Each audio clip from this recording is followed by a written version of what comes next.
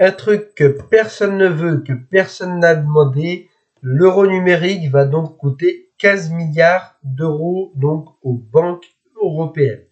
Donc j'ai vu ce tweet passer de Victor Ferry, mais j'avais déjà entendu parler un petit peu donc du coût de l'euro numérique. On va en parler dans cette vidéo. Et donc voilà, je suis tombé sur ce tweet et je voulais vous en parler. Alors je vous rappelle que mes vidéos ont pour but donc de divertissement et éducatif et en aucun cas de calomnier une personne précise.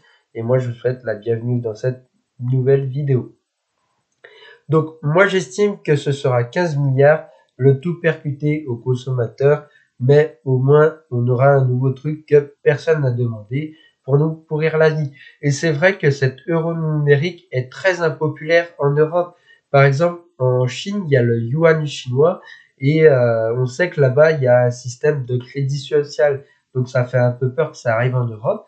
Et donc c'est pour ça qu'aux États-Unis, il y avait un projet avec dollar numérique, mais qui a été annulé ou reporté par Donald Trump. Donc voilà.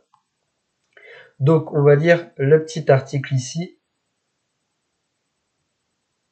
Alors, la mise en œuvre de l'euro numérique coûtera aux banques européennes entre 4,6 milliards d'euros, 4,7 à 7,1 milliards de dollars sur 4 ans, a révélé jeudi la Banque centrale européenne, alors que l'institution se rapproche du lancement de son projet pilote de monnaie numérique de la Banque centrale. Pardon.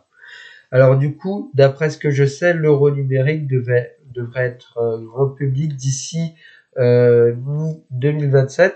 Et en fait, ça permettrait donc notamment donc à l'Union européenne d'avoir son propre système de paiement interne pour lutter contre les systèmes de paiement américains, donc Visa et Mastercard.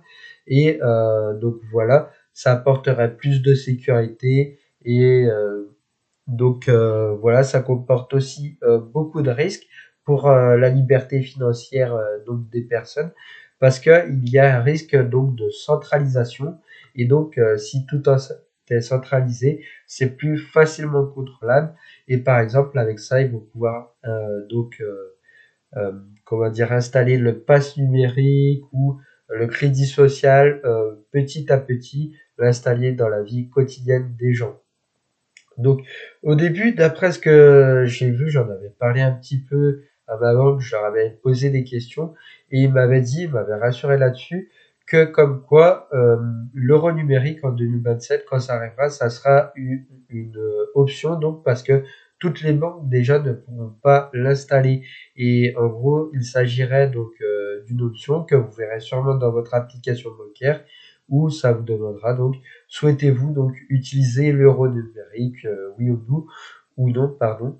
Donc au début, ça sera vraiment donc au choix et ensuite ça va sûrement devenir obligatoire petit à petit si ça marche ou si ça marche pas d'ailleurs parce que ça sera déjà mis en place et donc ça aura coûté plusieurs milliards d'euros ou de dollars donc aux banques européennes.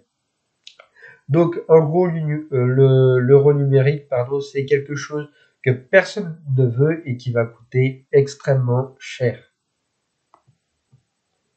Donc, l'objectif donc de l'euro numérique, c'est de moderniser les paiements en Europe, réduire la dépendance à Visa, Mastercard et PayPal, on en a parlé, offrir un moyen de paiement public et sécurisé, anticiper la disparition progressive du cash, parce que oui, leur objectif final, c'est vraiment de réduire le cash petit à petit pour le faire disparaître et qu'ils puissent mieux contrôler votre argent.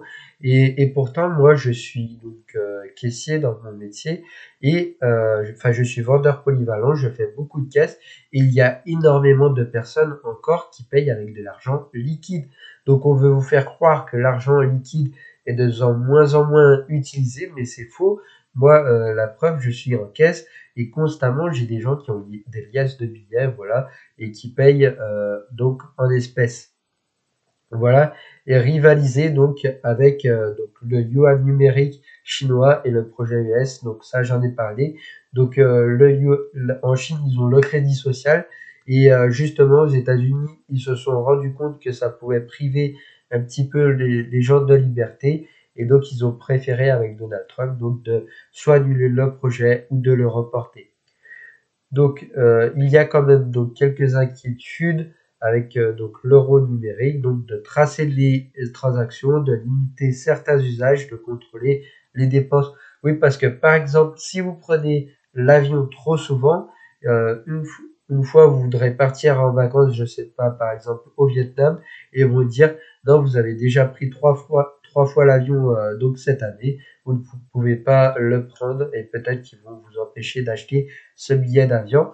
Pareil pour la consommation de viande, ils vont dire vous avez acheté trop de viande, ça pollue la planète et donc vous ne pouvez plus acheter de viande. Voilà, ils pourront peut-être bloquer certains paiements.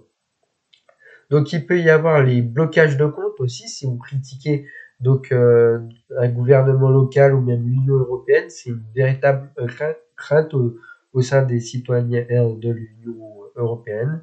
Euh, Expérimentation de l'argent, je lis un petit peu.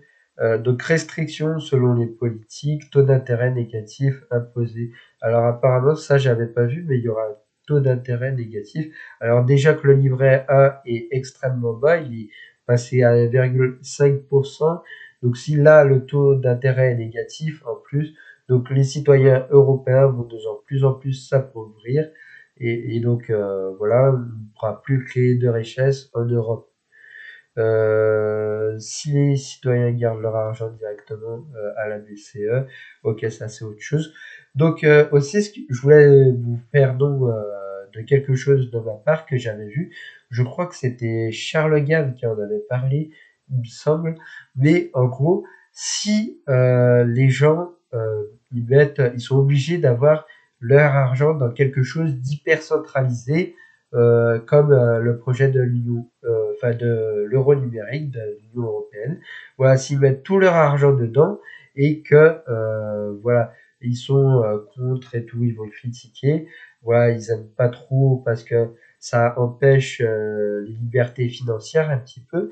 Et ben si jamais il y a tout leur argent dedans, et ben s'il y a quelqu'un qui veut détruire donc ce truc d'euro numérique, pardon, et ben tout le monde va vouloir le protéger ensuite par la suite, pardon, je me répète, mais en gros, si vous avez tout votre argent dans l'euro numérique qui se passerait avec quelque chose avec les serveurs, tout le monde va vouloir protéger parce que même si on le déteste, ben on a tout notre argent dedans et on n'aura pas le choix de protéger donc les serveurs qui protègent donc l'euro,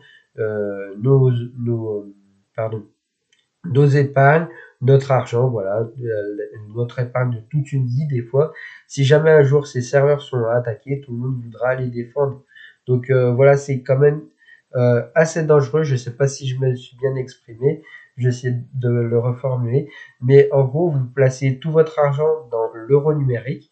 Si jamais il arrive que vous le détestez, que vous n'avez pas le choix, vous mettez tout votre argent dedans parce que l'Union européenne vous a obligé.